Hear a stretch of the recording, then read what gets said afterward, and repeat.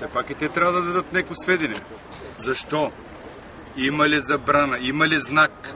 Къде има знак, че не може да стоиме тук? Къде има знак, господа полицаи, че ние не може да стоиме? Ние сме се събрали, си говорим културни въпроси.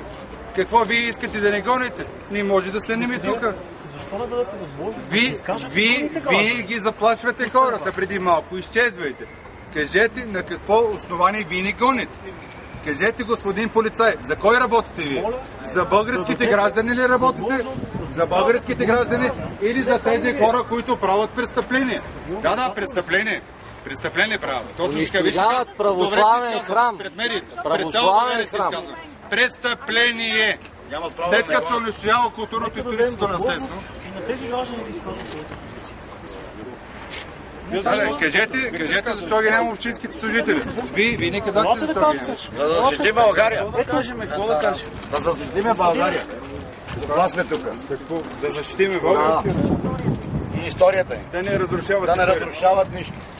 А какво точно ще разрушават? Разрушава се, къса го чупиха, знамето чупиха, са и масата хранаха. Това сме тук, олтарната маса. Да. Тук седи. И вие какво защитавате хората, които правят престъпления?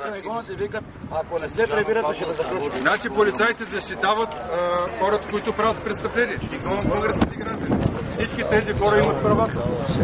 И никой не може да им ги нарушава. Тези хора са граждани на Република България. И никой не може да им нарушава правата. Полицаите под команда идват тук. Защо ги няма общинските служители, питам аз? Нека да дадат разпореждане, да покажат документ, с което ни е забранено да стоиме тук. Нека да дойдат. Дайте, чакаме общинските служители. Защо?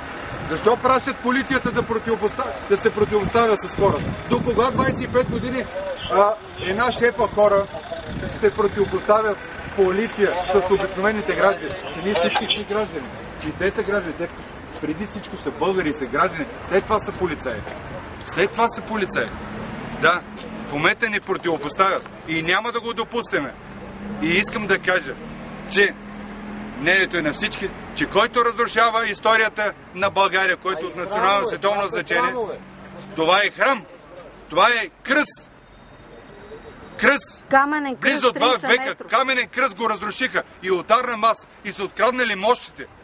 Мощите. В бивша Сердика са слагали в четирите краища на града мощи, за да се пази София от наводнение, от